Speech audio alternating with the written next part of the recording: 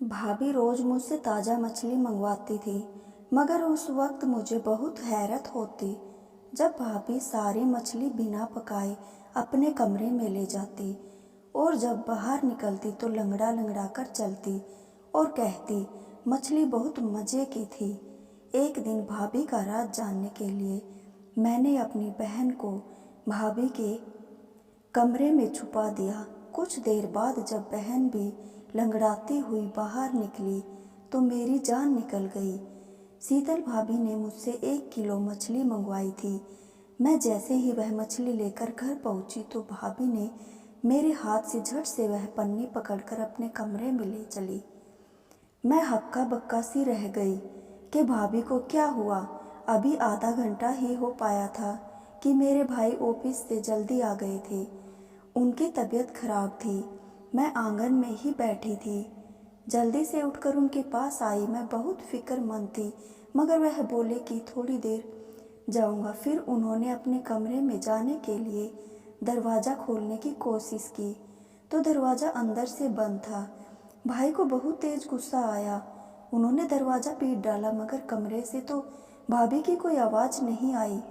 भाई ने मुझे घूर कर पूछा कि शीतल कहाँ है और दरवाज़ा अंदर से क्यों बंद है। मैं घबरा गई। मैं बोली भाई भाभी तो कमरे में शायद आँख लग गई होगी, उनकी आराम कर रही होगी। भाई ने ज़ोर ज़ोर से दरवाजे पर नोकिया किया, फिर बोला शीतल दरवाज़ा खोलो, जल्दी करो। लेकिन भाभी ने कोई आवाज़ ना दी। मैं भाई का हाथ पकड़कर उन्हें चारपाई के पास ले आई और बोली कि आप यहाँ बैठ जाइए, मैं दरवाज़ा खुलवाती हूँ। मैंने भी ज़ोर ज़ोर से दरवाज़ा बजाना शुरू कर दिया और साथ साथ कहती गई जाती कि भाभी दरवाज़ा खोल दो, भाई आराम करने घर आए हैं, उनकी तबीयत ठीक नहीं है। लेकिन भाभी को कोई परवाह नहीं थी। मैं भाई के पास आकर बैठ गई। उनका चेहरा एकदम गुस्से की वजह से लाल पड़ चुका था। मैं बोली भाई आप मेरे कमरे में आराम कर ले, हो सकता है भाभी सो गई हो, पिंकी भी तो सो रही है ना। और मैंने बोला कि जाओ तुम भी आराम कर लो, लेकिन भाई के पास ही बैठी रही। तभी भाई के कमरे का दरवाज़ा खुला और भाभी लंगड़ाती हुई बाहर निकलने लगी। भाई एकदम गुस्से से उठा और भाभी से घुरा कर बोला कमरा अंदर से बंद क्यों था। बहने तुम्हारी सर पर करके काम के खातिर बाहर निकलता हूँ और तुम हर रोज़ यही सब करती होगी ना। तुमने मेरी बहनों को अपना समझा ही नहीं। मैं खुद 17 साल की कम उम्र में डरपोक सी लड़की थी। भाई को गुस्से में देखकर खुद डर गई थी, मगर फिर भी मैं आगे बढ़ी और बोली भाई आप ज़्यादा ही गुस्सा कर रहे हैं। भाभी ने कभी हम दोनों को गैर नहीं समझा। वह माँ की तरह हम दोनों बहनों का ख्याल रखती है। शायद आज उनकी तबीयत खराब हो गई हो, इसलिए सो गई होगी। मेरी बात सुनकर भाई ने मेरे सर पर हाथ फेरते हुए खुद कमरे में चले गए।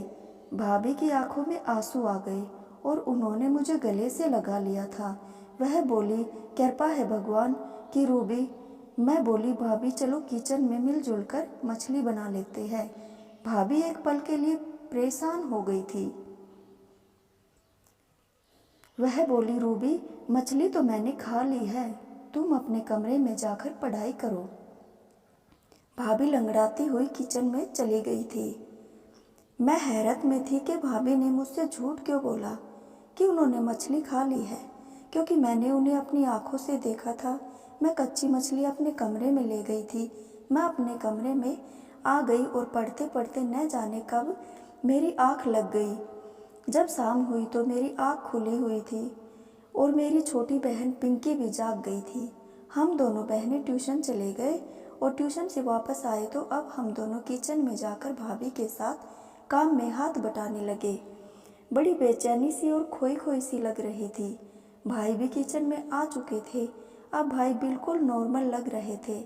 वह भाभी के साथ मामूली बातें कर रहे थे। मैंने यह सोचकर सब नज़रअंदाज कर दिया था कि मेरा वहम होगा। सुबह जल्दी उठकर कॉलेज के लिए तैयार होकर भाई के साथ चली गई थी। वह ऑफिस जाते हुए मुझे भी साथ ले जाया करते थे।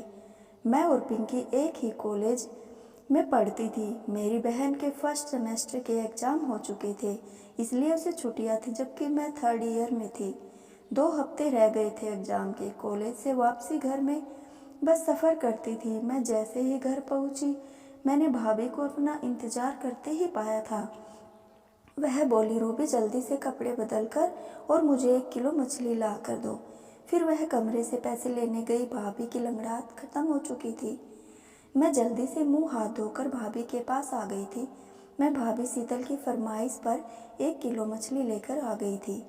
मैं भाभी को मछली की पन्नी पकड़ाकर जोर से कहा, भाभी आज आप मछली का सालन बना लीजिए। भाभी के चेहरे पर रंग एक पल के लिए गुम हो गया था। फिर उन्होंने हाँ मैं सर हिला दिया था। मछली अपने कमरे में ले गई। मैं एकदम से अपने आई थी कि वह बदबूदार मछली अपने कमरे में कौन लेकर जाता है। कंधे उचक कर अपने कमरे में आकर बैठने लगी। शाम के वक्त भाई ऑफिस के लिए आए तो मेरे और पिंकी के लिए खाना पीने का सामान लेकर आए थे। भाई की आवाज़ सुनकर भाभी भी अपने कमरे से निकली तो वह लंगड़ा कर चल रही थी। मैं हैरान रह गई थी। पहले तो भाभी के पैर की लंगड़ाहट खत्म हो गई थी, अब वह फिर क्यों लंगड़ाने लगी। मुझे भाभी पर शक हुआ कि कहीं वह भाई को दिखाने के लिए नाटक तो नहीं करती है। लेकिन जब मैंने भाभी के चेहरे की तरफ देखा तो साफ पता चल रहा था कि वह बड़ी तकलीफ में है। मैंने अपनी सोच को परे कर दिया और भाभी के पास गई और उनसे प्यार से कहा कि उनके पाँव पर क्या हुआ, तो वह चुप हो गई। भाई को बड़ी भूख लगी थी, इसलिए भाभी फट से किचन में चली गई थी। मैं अक्सर किचन में भाभी का हाथ बटाने के लिए बोल दिया करती थी। आज भी उनकी मदद के लिए किचन में चली गई। मैं बोली, भाभी मछली का सोच सोच कर तो आज मुझे बड़ी भूख लग गई है। भाभी ने मेरी तरफ बड़ी अजीब सी नज़रों से देखा था। फिर बोली, रूबी आज तो घर में भरवा भिंडी बना हुआ है। मछली तो मैं खा गई। वाह क्या लजीज मछली थी। मैं बड़ी हैरत से अपनी भाभी को देखने लगी। एकदम ही मेरा दिल भर आया और मैं सब कुछ छोड़ छाड़ कर अपने कमरे में आ गई। मैं भाभी की हरकतों से दुखी थी, मगर पिंकी को देखकर वह अपनी फर्स्ट ईयर की किताबें खोले बैठी थी। मैं बोली, जब पढ़ने के दिन थे तब तो पढ़ाई से जान बचाती थी, अब क्या फ़ायदा इस पढ़ाई का। मैंने पिंकी से किताब पकड़ने के लिए हाथ आगे किया तो उसने मेरा हाथ झटक दिया था और बड़े गुस्से से बोली, कभी तो मेरी जान बख्श दिया कर। हर टाइम सिर्फ मुझसे 3 साल बड़ी है, 30 साल नहीं, जो मेरे हर मामले में टांग अड़ाती फिरती है। मुझे पिंकी से इस तरह के शब्द की हरगिज उम्मीद नहीं थी। पिंकी ने तो कभी मेरे साथ ऐसी बातें नहीं की थी। मैं उसे छोड़कर बाहर आकर भाई के पास बैठ गई। भाई मुझसे मेरी पढ़ाई के बारे में सवाल पूछ रहे थे, जबकि मेरा सारा ध्यान भाभी के टांग पर था और भाई के सामने आने से हिचकिचा रही थी और बहुत कोशिश कर रहे थे कि भाई के सामने लंगड़ा कर ना चले। भाई ने मुझे सोच में गुम पाया था। मुझे परेशानी की वजह पूछी थी, पिंकी को आवाज़ दी और बाहर बुलाया। बोले कि तुम हर वक्त क्यों कमरे में घुसी रहती हो, बाहर आकर मेरे पास बैठा करो। भाई के शब्द भी मुंह में ही थे कि पिंकी ने दहाड़े मारकर रोना शुरू कर दिया था। वह बोली, मम्मी पापा खुद को मर गए, मुझे दर दर की ठोकरें खाने के लिए छोड़ गए। भाई कहता है कमरे में हैरान रह गए थे कि फिर उठे और पिंकी को गले से लगा लिया, प्यार करने लगे और बोले, पिंकी तुम जानती हो कि मैंने तुम्हें कभी भी अपनी बहन नहीं समझा, हमेशा बेटी ही समझा है। फिर तुम इस तरह की बातें क्यों सोचने लगी। पिंकी कुछ भी बोले बिना बस रोती रही। फिर अचानक ही उसने अपने आंसू पूछ लिए और हमसे माफ़ी मांगकर कमरे में चली गई थी। भाई ने भाभी को आवाज़ देकर बुलाया और बोले, शीतल आजकल पिंकी घर में होती है, इतनी चिड़ी चिड़ी क्यों हो गई, कोई बात हुई है। भाभी का चेहरा एकदम से डर के मारे लाल हो चुका था। वह बड़ी डरी हुई लग रही थी। वह बोली, राजीव पिंकी हर वक्त अपने कमरे में बैठी रहती है, इसलिए मैंने 1-2 बार उससे बोला था कि घर के कामकाज में मेरा हाथ बटा दिया करो, यूँ तो तुम बोर नहीं हुआ करोगी। शायद उसे मेरी यह बात बुरी लग गई हो। सोचने लगी जब कि ना जाने मुझे ऐसा क्यों लग रहा है कि जैसे शीतल भाभी हमसे कुछ छुपा रही थी। बात बस इतनी सी नहीं कि कुछ कुछ गड़बड़ तो थी। खैर अगले दिन भाई हमारे कमरे के लिए टीवी लेकर आए, अच्छी अच्छी मूवीज़ लेकर आए, किताबें और नवल भी लाकर पिंकी के लिए, और बोले कि आज के बाद तुम बोर नहीं हुआ करोगे। फिर लट्टू भाभी को थमाकर बोले, शीतल तुम और पिंकी लट्टू खेल लिया करो। भाभी मुस्कुरा दी और मैं कमरे में आई तो बड़ी जोश में लग रही थी। वह बोली, रूबी मैं तो सारा दिन फिल्में देखा करूँगी, तुम पढ़ाई में सर खपाती रहना। मेरा भी जी ललचा गया था। भाई पिंकी के लिए बच्चों वाली फिल्में लेकर आए थे, इतनी हंसी मजाक वाली फिल्में। रात देर तक जागकर पढ़ाई करती थी। जब मैंने भाभी को अपने कमरे से निकलते हुए देखा तो वह दबे कदमों से चलती हुई छत पर चली गई। ना जाने वह रात के उस पहर छत पर क्या करने गई थी। मैं तो बड़ी परेशान हो गई थी। मैंने पढ़ाई वगैरह सब कुछ भूलकर बाहर देखती रहती थी। तकरीबन 1 घंटा छत पर बिताकर भाभी अपने कमरे में वापस चली गई। यह सब क्या हो रहा था आखिर। मैं इसी सोच में ढलती जा रही थी, जबकि मेरा दिल पढ़ाई में भी नहीं लग रहा था। मैं कॉलेज में जैसे ही वापस आई तो भाभी ने मुझे पैसे थमा दिए और मुझे मछली लेने के लिए भेज दिया। मैं कपड़े बदलकर अपने कमरे में गई तो यह देखकर दंग रह गई कि पिंकी फर्स्ट ईयर की किताबें पढ़कर बैठी थी। मुझे देखकर इस तरह बौखला गई थी कि जल्दी से वह किताब सेमेस्टर कमरे से बाहर चली गई थी। मैंने सोचा कि पहले भाभी को मछली लाकर दे दूँ, पिंकी को तो बाद में देखूंगी। मैं मछली ले आई तो भाभी ने मुझसे पन्नी ले लिया और कोई भी बात किए बिना अपने कमरे में जाकर अंदर से कुंडी लगाकर अपने कमरे में जाकर बैठ गई। मैंने सब कुछ नज़रअंदाज किया और पिंकी की खबर लेने के लिए कमरे में गई तो बोली, रूबी तुम भाभी को रोज़ रोज़ यह मछली लाकर मत दिया करो। मैं हैरान रह गई कि वह ऐसे क्यों कह रही है। मैं बोली, क्यों, क्या हुआ पिंकी। पिंकी जल्दी से उठकर मेरे पास आई और कान में ऐसी बात बोल दी कि मुझे अपना सर चकराता हुआ महसूस हुआ। मैं पिंकी की बात को मैंने झुठला भी नहीं सकती थी, क्योंकि वह हर वक्त घर में होती थी। उसे तो भाभी के बारे में कुछ तो खबर होगी। मैंने पिंकी को कसम देकर मना कर दिया कि वह फिलहाल इस बात का जिक्र किसी से भी ना करे। मैं खुद उसके सारे मामले की तरह तय तक जाऊंगी, फिर सच में सामने आने के बाद ही हम कोई फैसला करेंगे। पढ़ने बैठ गई तो पिंकी छत पर चली गई। यह दोनों ही बड़ी अजीब सी हरकतें किया करती थी। मैं अपनी सोच में गुम थी कि भाभी कमरे से निकल आई, वह लंगड़ा कर चल रही थी। मुझे दिल में कुछ काला महसूस हुआ। मैं बोली, भाभी मछली कहाँ गई। भाभी बोली, वह तो मैंने खा ली, बड़ी ही लजीज मछली थी। मैं चुप कर गई थी। भाभी लंगड़ा लंगड़ा कर चलती हुई काम काज करने लगी। जब अचानक मुड़ कर बोली, रूबी पिंकी कहाँ है। मैं बोली, भाभी वह तो छत पर है। भाभी का रंग अचानक ही फीका हो गया था। वह लंगड़ाती हुई छत की तरफ गई। मैंने सर झटक दिया और अपने किताब उठा ली। यह दोनों तो पागल है। लेकिन मेरा दिल पढ़ाई में नहीं लग रहा था। भाभी को छत पर गए हुए भी बड़ी देर हो गई थी। मैं भी उन दोनों के पीछे छत पर चली गई। सीढ़ियाँ चढ़ते हुए मैं भाभी की आवाज़ आसानी से सुन सकती थी। वह पिंकी को बड़ी बुरी तरह डांट रही थी। पिंकी की रोने की भी आवाज़ आ रही थी। मेरा दिल अपनी बहन के लिए दुख सा गया था। मैं जैसे ही छत पर पहुंची, भाभी मुझे देखकर डर गई थी। उन्होंने पिंकी को गले से लगाया और प्यार से बोली, लट्टू नहीं खेलोगे अपनी भाभी के साथ। पिंकी ने भी अपने आंसू पोंछ दिए और ज़बरदस्ती मुस्कुराने की कोशिश करने लगी। मैं उन दोनों को देखकर दंग रह गई। मैंने पिंकी का हाथ पकड़ा और उसे नीचे खींचते हुए अपने साथ ले आई। उसे कमरे में लाकर मैंने पूछा कि भाभी तुम्हें क्यों डांट रही थी। पिंकी घबरा गई और बोली, नहीं तो भाभी मुझे क्यों डांटेंगी, बल्कि वह तो मुझसे बहुत प्यार करती है। मैं कुछ सोचकर चुप रह गई। मैं बोली, पिंकी मुझे तुम्हारी मदद की ज़रूरत है। मैं भाभी का राज जानना चाहती हूँ। उस दिन तुमने मुझे जो बताई थी वह सिर्फ तुम्हारे वहम पर ही बनी थी, लेकिन मैं चाहती हूँ कि तुम मुझे पूरा सबूत ला कर दो। कल मैं जब भाभी को मछली ला कर दूंगी तो तुम उनके कमरे में छुप कर देखना कि वह मछली कैसे खाती है और फिर लंगड़ा कर क्यों चलने लगती है। मेरी बात सुनकर पिंकी एकदम से मुस्कुरा दी। वह बोली, रूबी मैं तुम्हारा साथ दूंगी। अगले दिन कॉलेज से वापस घर अपने दिमाग में सारा आइडिया सोचने लगी। घर पहुंची तो मैंने भाभी को अपना इंतजार करते हुए पाया और वह बोली, रूबी जल्दी से मछली ला दो। मैं मुंह हाथ धोने के लिए कमरे में चली गई और पिंकी को भी समझा दिया कि जैसे ही भाभी को आवाज़ देकर बुलाओगी तुम उनके कमरे में जाकर छुप जाना। उसने हामी भर ली थी। मैंने भाभी को आवाज़ दी और बोली, भाभी मछली अब महंगी हो गई है, थोड़े पैसे और देने पड़ेंगे। भाभी मुस्कुराकर बोली, तो फिर क्या हुआ, मैं अभी लाकर देती हूँ पैसे। इतनी देर में पिंकी भाभी के कमरे में जाकर छुप गई।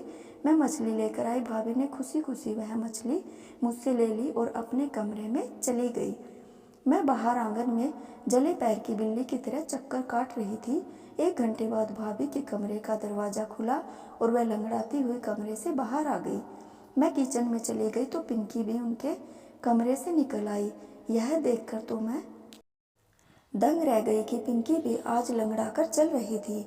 मैंने पिंकी को बाजू से थामा और बोली, पिंकी क्या मालूम हुआ है तुम्हें?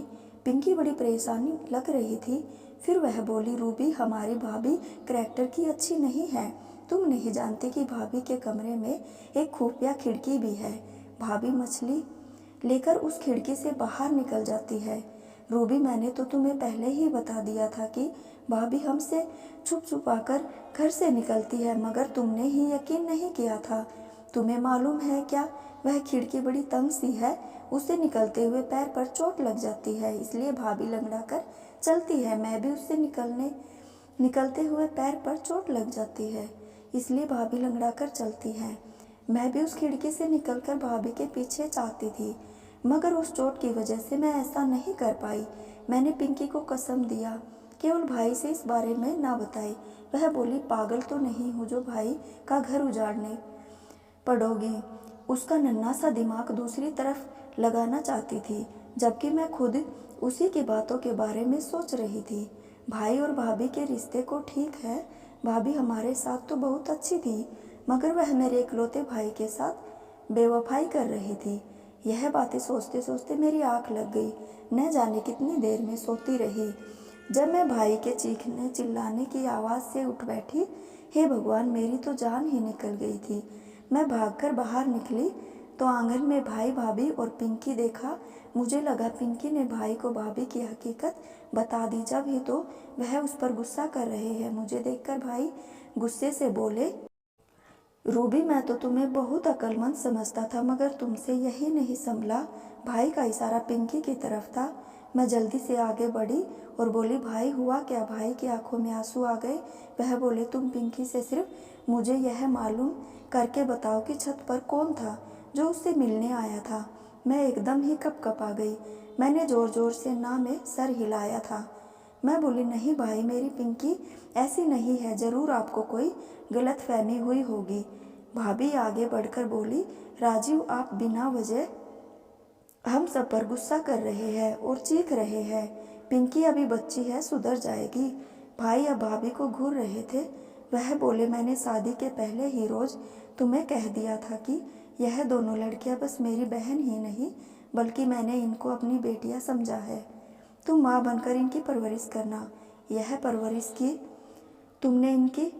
मैंने पिंकी का हाथ थामा और उसे अपने साथ कमरे में ले गई थी। मैं पिंकी से बोली कि तुम मुझे सब सच बता दो कि आखिर बात क्या हुई है। वह रोते हुए बोली, भाभी चाहती है कि हम दोनों उनके पति का घर छोड़कर चली जाए, इसलिए वह सब करके हमें भाई की नज़रों से गिराना चाहती है। पिंकी के बात ने मुझे अंदर तक हिलाकर रख दिया था। मैं बोली, तुम फिक्र ना करो, हमारे लिए गड्ढा खोदने वाले खुद ही उसमें गिर जाएंगे। अगले रोज भाई के साथ कॉलेज जाने लगी तो वह बड़े चुप से थे। उनकी आंखें सुर्ख अंगार बन चुकी थी। मैं बोली, भाई आप ऑफिस से आधी छुट्टी लेकर मुझे कॉलेज से लेने आ जाइएगा। मैं एक हकीकत आपके सामने रखना चाहती हूँ। भाई कुछ कहे बिना चले गए थे, मगर शुक्र था कि वह मुझे लेने आ गए थे। मैंने उनसे कहा कि वह घर से बाहर ही रहे, जब मैं उन्हें इशारा करके बुलाऊंगी तभी वह आए। मैंने जैसे ही गई, भाभी ने मछली की फरमाइश कर दी। थोड़ी देर बाद जब मैं मछली लेने बाहर निकली तो भाई आगे बढ़े और बोले, कहाँ जा रही हो? मैं बोली, बस आप चुप रहे, आज हकीकत आपके सामने आ जाएगी। मछली लेकर घर चली गई तो भाभी मेरे हाथ से अचानक से पन्नी लेकर कमरे में चली गई थी। मुझे उसी वक्त का इंतज़ार था। मैं जल्दी से घर से बाहर आई और भाई को अपने साथ घर ले गई। मैंने कहा, भाई आप अपने कमरे का दरवाज़ा खोलें। भाई के पास एक अलग तरह का खड़ा था जिसके ज़रिए दरवाज़ा खोल लिया गया। जब हम अंदर दाखिल हुए तो भाभी वहाँ मौजूद नहीं थी। उनके कमरे की खुफिया खिड़की खुली हुई थी। भाई ने उस खिड़की से बाहर झाँका तो उन्हें भाभी नजर आई। वह तेज तेज कदम उठाती कहीं जा रही थी। भाई उस खिड़की से कूद गए थे, जबकि मैं और पिंकी भी बड़ी मुश्किल से उस खिड़की से निकल पाए। हम तीनों भाभी का पीछा करते हुए दूर दराज एक सुनसान सी जगह पर पहुंच गए थे। वह एक आशियाना सा बना हुआ था जहां लोग झाड़ फूक और ताबीज बनवाने आते थे। तेज तेज चलते हुए अचानक जब भाभी ने पीछे मुड़कर देखा तो रंग सफ़ेद पड़ चुका था। ऐसा लगता था कि उनमें खून का एक कतरा भी नहीं है। भाई आगे बढ़े और भाभी का हाथ पकड़ उन्हें घर ले आए। भाई के तेवर बड़े खतरनाक दिख रहे थे। वह बोले, शीतल, आज अपनी आंखों से सब देख चुका हूँ। झूठ बोलने की कोई गुंजाइश नहीं है। सच बोल दो। भाभी रोने लगी। वह बोली, राजीव, भगवान की कसम, मैंने हमेशा आपकी और आपकी बहनों की भलाई ही चाहा है, मगर आप उनकी वजह से मुझ पर शक करते हैं कि मैं उनका ख्याल नहीं रखती। उनकी वजह अक्सर मुझे डांटते रहते थे, बातें सुना दिया करते थे। मुझे शक हो गया था शायद आप मुझसे प्यार नहीं करते। ऐसा भी लगता था कि जैसे आप किसी और से मोहब्बत करते हैं, इसलिए मुझे छोड़ देंगे। मैंने अपनी बड़ी बहन से इसके बारे में बात किया तो वह बोली कि एक पीर बाबा है जिसका ताबीज़ इतना अच्छा है कि पति को मुट्ठी में कर लेता है। इसलिए मैं आप सबसे छुपकर अनेके आस्तीने पर जाने लगी थी। पीर बाबा ने कहा था कि पूरे 30 दिन तक 1 किलो मछली लाकर मुझसे दम करवानी है और फिर वही मछली नहर के किनारे फेंक देनी है।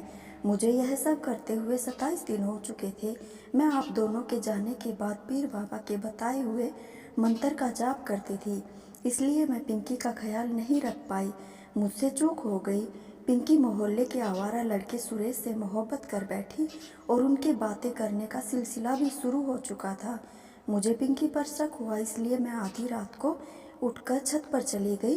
तब मुझे उसने पिंकी की बड़ी तारीफ़ें लिखी हुई थी। मैंने वह मैसेज को देखा। मैंने उस दिन पिंकी को डांटा था और कहा था कि मैंने तुम्हारी हकीकत तुम्हारे भाई को बता दूंगी, इसलिए बाज आ जाओ। मगर पिंकी तो मुझे ही अपना दुश्मन समझने लगी। मैं यह ठान चुकी थी कि 30 दिन का अमर पूरा होने से पहले ही आप मेरा राज जान चुके हैं। मैं आपसे बहुत शर्मिंदा हूँ कि मैं पिंकी का ख्याल नहीं रख पाई। मैंने पिंकी की तरफ देखा तो वह बिल्कुल शर्मिंदा थी। उसका सर झुकता चला जा रहा था। भाई ने आगे बढ़कर पिंकी के सर पर हाथ रखा और बोले, बेटा, अगर रमेश अच्छा लड़का होता तो उससे तुम्हारी शादी करवा देता। 1 नंबर का वह घटिया इंसान है। मोहल्ले की हर लड़की पर उसकी नज़र रहती है। पिंकी रोने लगी और बोली, भाई, घर में मैं अकेली और तन्हा हो जाती थी। इस वजह से मैं इस गलत काम में पड़ गई थी, वरना मुझे रमेश में कोई दिलचस्पी नहीं है भाई। फिर उन्होंने हम दोनों को कमरे में भेज दिया। यकीनन अब वह भाभी की खबर लेने वाले थे। वह भाभी को हमारे सामने नहीं लाना चाहते थे। मैं बोली, भाई, भाभी को कुछ कहेगा, वह हमारी माँ जैसी है। भाभी रोते हुए हम दोनों बहनों को गले से लगा ली थी। अब एक बार फिर से प्यार की फिजाएं फैल गई थी और मेरे भाई के यहाँ एक नन्हा मुन्ना मेहमान। दोस्तों, अगर कहानी अच्छी लगी हो तो वीडियो को लाइक, शेयर एंड सब्सक्राइब ज़रूर कर ले। धन्यवाद।